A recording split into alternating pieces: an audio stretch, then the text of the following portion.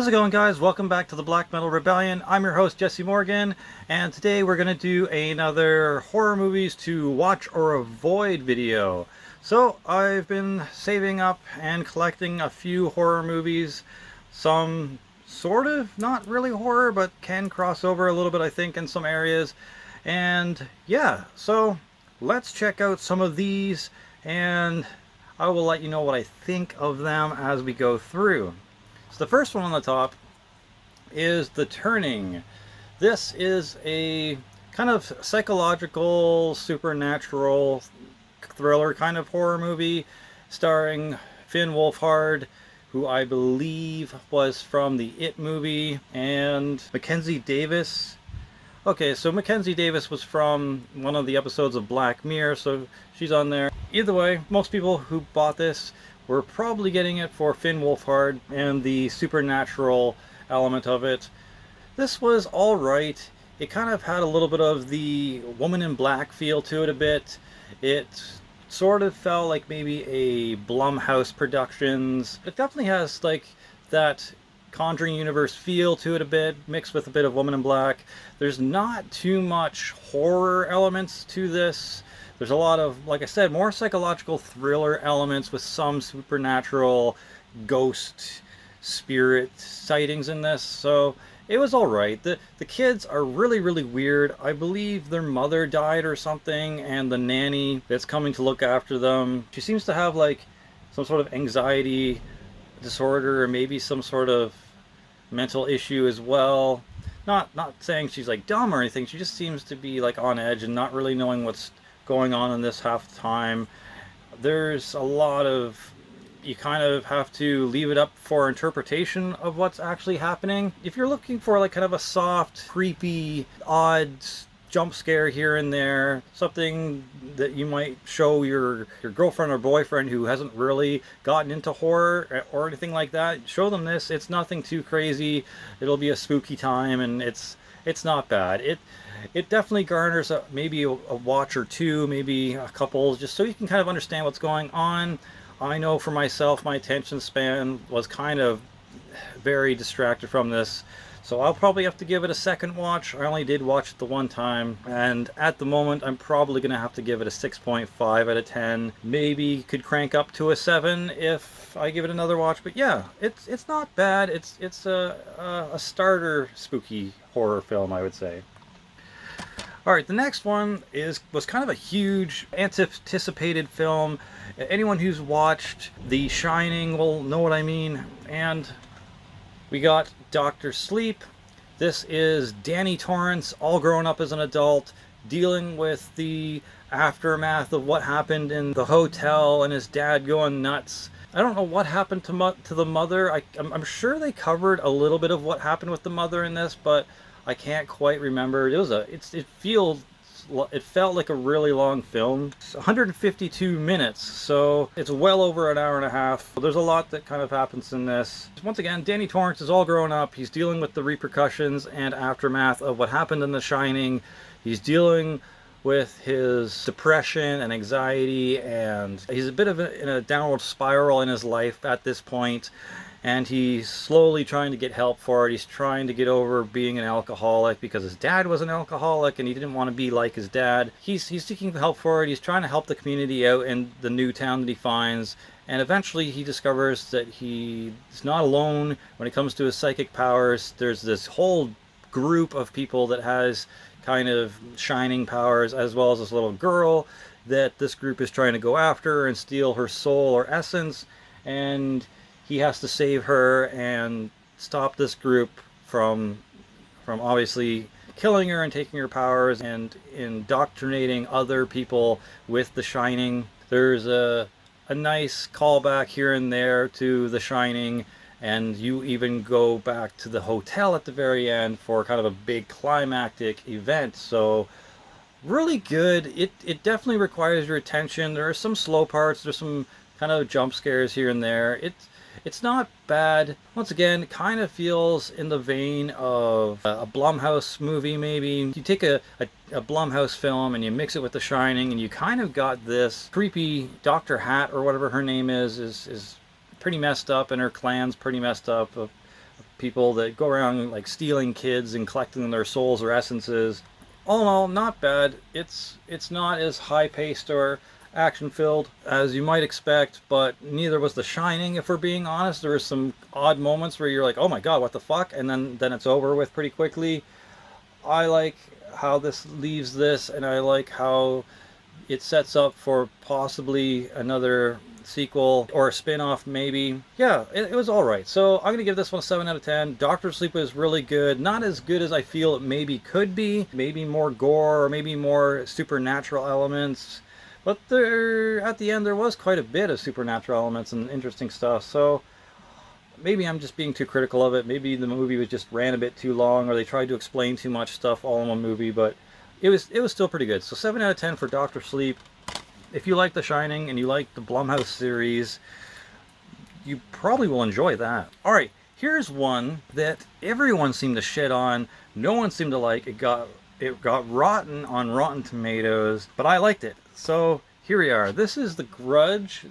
Kind of like not a remake, not a reimagining.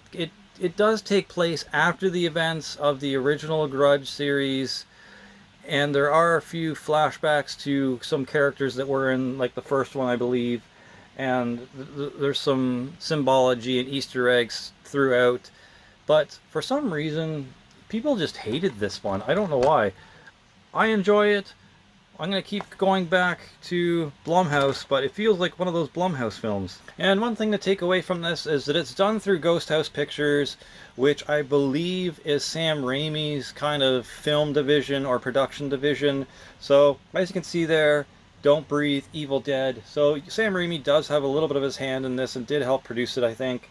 He's not really giving any credits on the back from what I'm seeing, but I'm pretty sure he's in the special features and talks about this film. So either way, it follows this mother who moves into, I believe, the house that one of the old Grudge events happened in, and she starts seeing crazy things happen, and the Grudge starts following her around, and it also flashes back to this other family. John Cho, he's in it. You can't really see, but he's right there.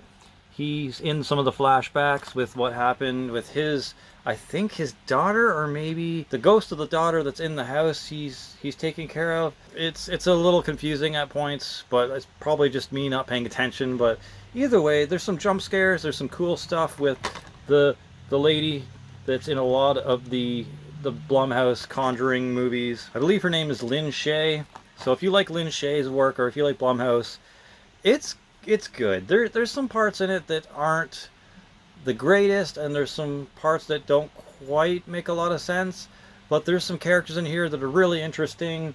The only gripe that I have about this movie is the mother in this. I think that's her. She's probably the most annoying character and part of this whole movie, but everything else is, in my opinion, pretty enjoyable. I'm also going to give this a 7 out of 10. It's just as good as Doctor Sleep. Maybe Doctor Sleep's probably about a 7.5 if we're being honest, because Doctor Sleep's better than this. I'm going to say 7.5 and a 7 for The Grudge, but yeah, I like this one. Let me know if you didn't like it in the comments. Let me know why. Alright, next isn't really a horror movie. It's kind of like sci-fi with the odd, slightly horror element, maybe with some gore and some creepy elements, but I'm throwing this in here anyways, and that's the new Terminator with Dark Fate. I really like this. The new Terminator in it's really neat. I like how it could separate from the skeleton and still come at you. They combined like the T-800 with the T-1000 kind of thing. Very vicious, very creepy. It's good. I like Linda Hamilton's part in this. She's very stoic and bitter and just an angry kind of weathered soldier type woman. Very cool, very respectable. Love the character that she portrays in this. How Arnold Schwarzenegger comes back in this as the T-800 is alright. The explanation makes sense to me. Spoiler alert, it's not the original Terminator that you see that got killed off in Judgment Day, obviously, but it explains why he's kicking around and whatnot. The explanation of how he's living his life as a Terminator in this is a little odd. You can take it or leave it, or believe it or not, but it's, you know, I took it at face value and I just accepted it. Either way, I really enjoyed it. Lots of great action scenes, lots of explosions, lots of sci-fi action gore in parts here and there where people are getting blown up and stabbed and whatnot. There's like a really heart-touching moment at the end that's quoted by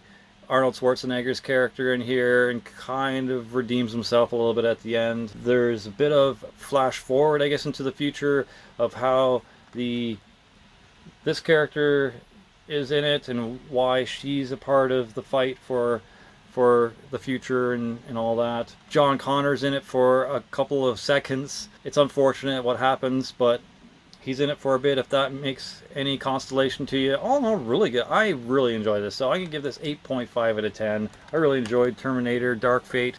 Alright, this next one is Party Hard, Die Young. It is a Shudder original film. It's one of those ones where it's in subtitles, so half the movie you're paying attention to the words and the other half you're kind of paying attention to the screen, so it kind of takes away your attention from what's actually happening on the screen. And I already have a hard time paying attention to these movies sometimes as it is, so that was unfortunate. And it didn't tell you on the back here that there was going to be subtitles and that it was a foreign film. Anyways, long story short, it's basically a teen slasher. Someone from these kids' past is angry about something that happened and hunts them down one by one during this party. It turns into a bloody nightmare of survival. The back of this really does a good job of hyping up the movie, even though the movie itself isn't the greatest. The front cover is what I guess drew us in, and the fact that it's a Shudder original also really drew us in. And then obviously the synopsis, like everything about this on the surface looks great, but it is cheesy. The writing is bad, the acting is bad, the subtitles are distracting from what's actually going on.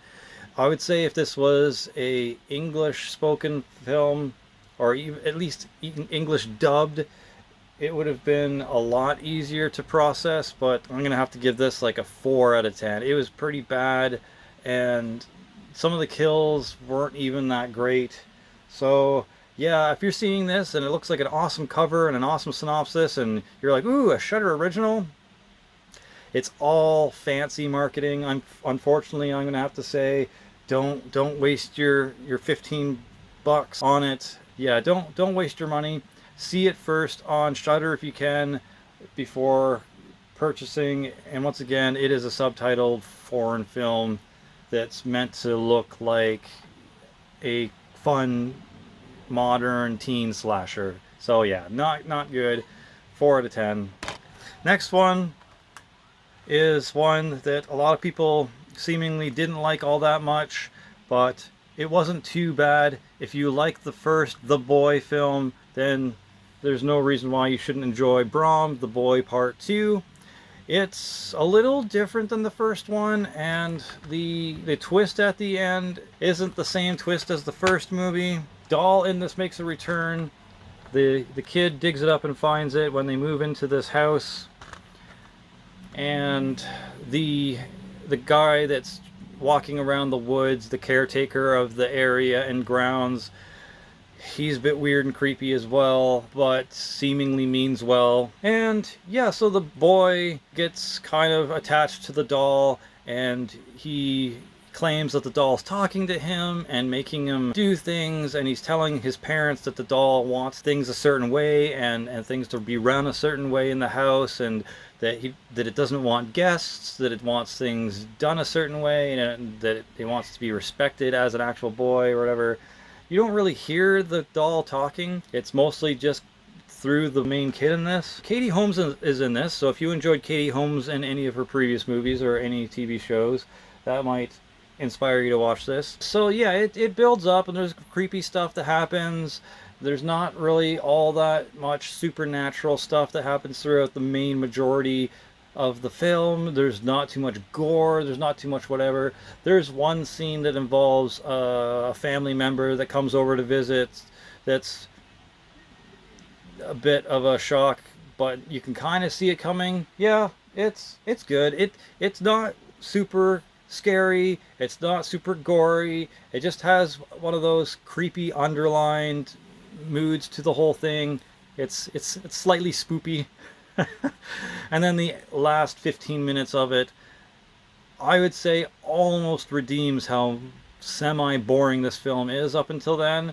And then the ending twist is like, oh wow. It's not super shocking. It was what the first movie promised that the doll was going to be.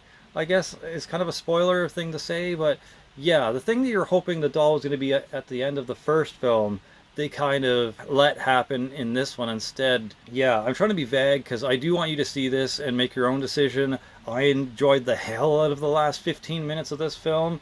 I wish the whole movie was that intense and creepy and added more of that element throughout it. They really could have amped up the scare factor and creepy factor, but instead they decided to make this a slow boil, slightly ominous thing for 75% of it. So unfortunately, I'm not going to be able to give this anything higher than a 6.5 out of 10. If the whole movie was like the last 15 minutes, it'd be like an 8.5 out of 10. So unfortunately, 6.5 out of 10 for Brahms the Boy 2. Definitely check it out for the last 15 minutes though. Alright, this is another one. We've got 4 more movies to go, so this is going to be a longer horror movies to watch or avoid. This one was okay. This one we obviously got just because of the synopsis and the cover. This is Jack in the Box. It's cheesy at points. It's kind of cool at points. There's some interesting lore. The guy's backstory, like this guy, the main character's backstory of why he's moved out of town and why he's now, I think, in England. He discovers this ancient box that was donated to the museum that he's now working at, that's kind of in the heart of the woods, and he's got to be like the caretaker and the person that lets people come in and out of the museum. And eventually the demon clown creature comes out of the box and has to collect 6 souls before it's sent back into the box and left dormant again. The main character in this has to stop this creature from getting the 6 souls and figure out how to trap it away and stop it, while also dealing with his own anxiety and trauma from where he's come from and what's happened to him in the past. Yeah, it's actually not too bad. It's a cheesy kind of seemingly sort of indie feeling horror movie, but for a blind buy, this was actually really good, and I think you might enjoy this. This says it's like Hellraiser meets Pennywise. Obviously, that's a little far-reaching for this film, but if you like clowns, if you like interesting mythos and mythology behind demons and creatures and stuff like that, if you like main characters with troubled backstories and some slight gore and some slight creepiness to it, this would be for you. I really enjoyed this. Also a 7 out of 10, a little bit better than Brahms, but also a little less good production, I guess, but worth seeing. I enjoyed Jack in the Box, and I also like creepy clowns, so there's that one. The next one is interesting, and by interesting I mean that you might have a hard time finding this one. This was the last copy that they had at the place that I got it. This is called Dreamcatcher with a K. The front cover looks interesting. The ghost pushing through the wall isn't a new thing. You can go all the way back to Frighteners with that kind of effect, but it was enough to make us go, it'd be cool to check it out. The main guy here is from The Haunting of Hill House. Yeah, The Haunting of Hill House, so the dad from that's in it, and the mom from the very first Silent Hill is in this as well, and Lin Shaye from the Conjuring universe, so the old lady that's in the Insidious films is in this. And we weren't expecting that. I guess we should have seen Lin Shaye and put 2 and 2 together, but for whatever reason the name didn't ring a bell for us. So when she popped up, we were like, oh awesome, Lin Shaye's in this. So really neat to see all 3 of those characters come into play. Dreamcatcher is a little weird though, because when you think of a Dreamcatcher, you think of like that native decoration that's supposed to catch bad dreams in the net and allow good dreams to come in, and kind of like a healing, pleasant, good thing to have in your house, right? But in this one, the Dreamcatcher is actually some sort of relic that holds a evil demon of some sort that tries to take hold of your kid and make them kill you, and possesses them and coerces them to do evil things. So I guess sort of like the doll from Brahms, but it's a Dreamcatcher. So I guess it's tied to, the demon is tied to the relic of the Dreamcatcher, so it's an evil Dreamcatcher in this case. So a twist on the old native tale of what that relic is supposed to be, or that artifact is supposed to be. And it plays out kind of slow at the beginning. The kid does more creepier and creepier things. The mom, or stepmom in this actually, is having a really hard time connecting with the son, and he's doing what the dad would consider pranks, but it's a little bit more than pranks. Like, she gets kind of hurt, she gets some flesh wounds from the things he's been doing, and she slowly figures out that the Dreamcatcher has this evil presence in it, and it's causing the boy to do these things. And then Lin Shaye kind of explains to her, oh, it's got a demon attached to it, and it's been causing your son to, or your stepson, to do these bad things. But once again, it's just one of those kind of middle of the road, neat ideas that aren't super crazy. There's not too much crazy gore in it. It's just kind of ominous for the most part, with the odd few kind of like standout moments and supernatural elements. You get to see the creature that kind of looks like Mama from that horror film, thriller, supernatural film that stalks the kid a bit.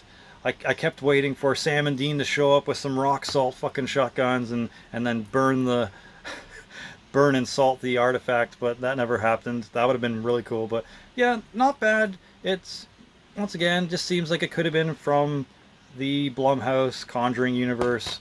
Alright, the last one, or second last one, was one I've been really looking forward to, especially after seeing Kong and after seeing Godzilla and all that. Finally got around to seeing Godzilla King of the Monsters. I know it's not really horror, but it's like a creature feature, Universal Monsters thing, so I kind of threw it in there just because it was mostly just a kaiju fan's wet dream and not too much plot.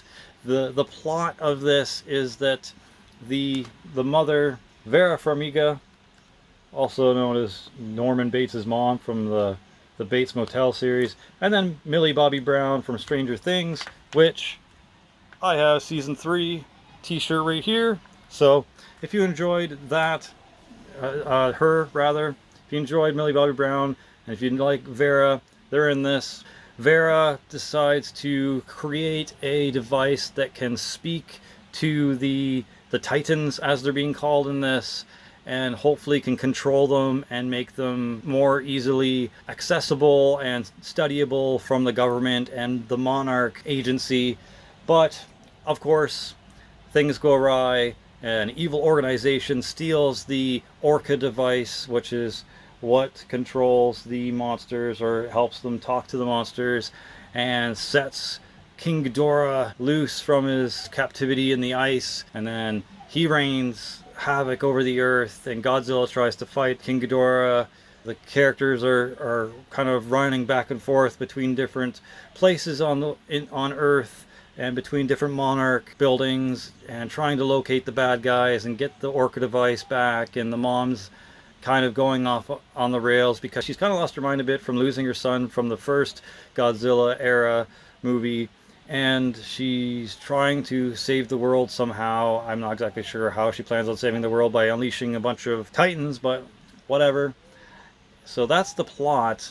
But besides that, it is just a kaiju fan's wet dream. Like King Ghidorah versus Godzilla, and then you got Mothra coming in the silkworm form and the moth form, being the mother of the titans, coming in to help Godzilla here and there. And there's also like 4 other random titans. There's a weird looking giant mammoth one, this spiky crab looking one, and I think 2 others that I can't really remember what they looked like.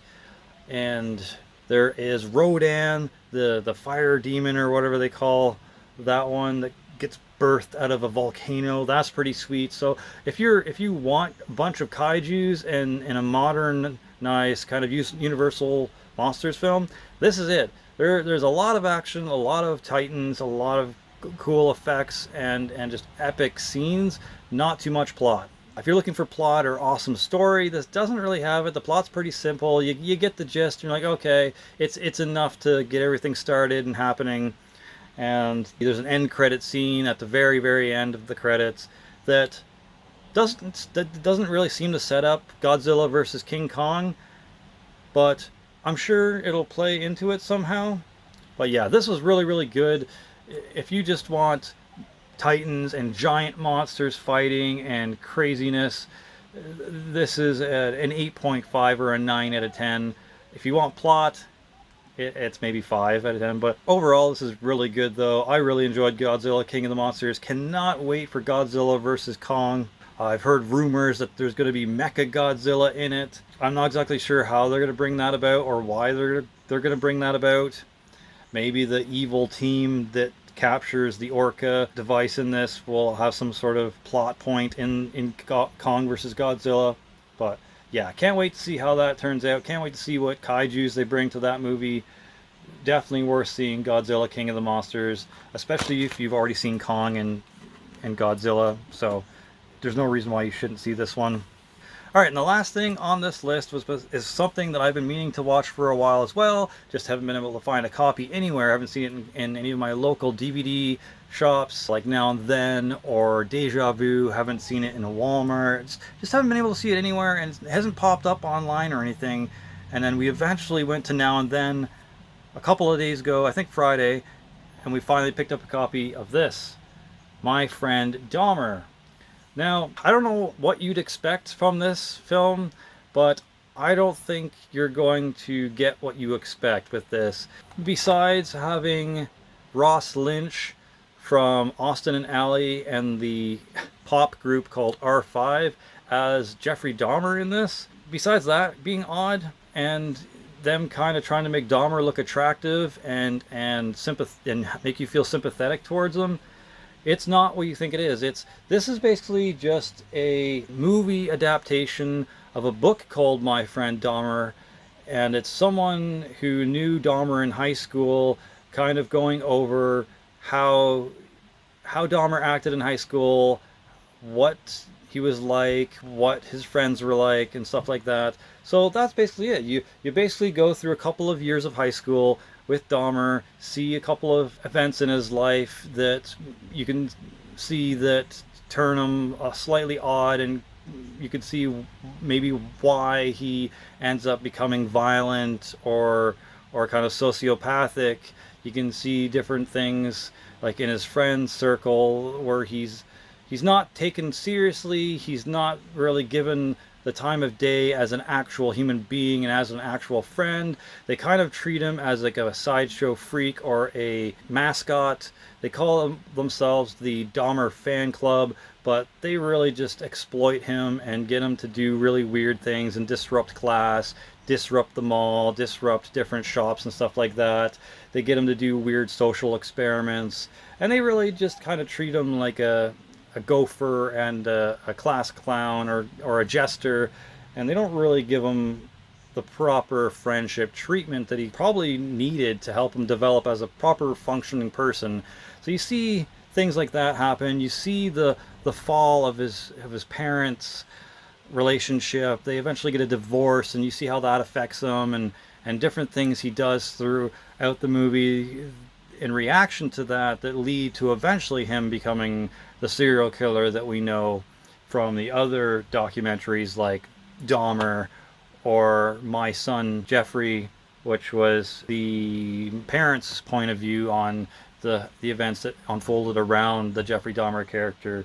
So yeah, if you're looking for another Jeffrey Dahmer film or a real-life serial killer film that kind of delves into their childhood and maybe gives you a little bit of insight to why they ended up becoming the person they are, then I definitely think you should hunt this down and give it a watch if you can. I really, really enjoyed this. This was an 8.5 out of 10 for real-life serial killer films and documentary stuff. This really gives you kind of like a window into the making of a human monster, as it says on the back here. So Yeah, and I feel like Ross Lynch accurately portrayed Dahmer and did a good job in kind of showing you the characteristics and what that type of person is.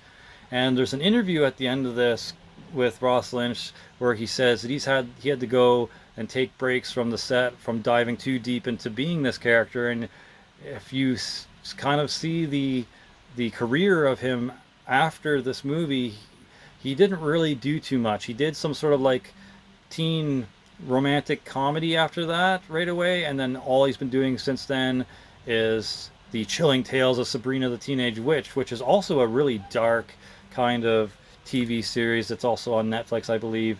And he hasn't done much. Like, he broke up with his band R5. R5 deleted a lot of tweets and stuff like that. So I don't know what happened there. I don't think he was able to fully shake being the Dahmer character. So it'll be interesting to see what happens with Ross Lynch in the future.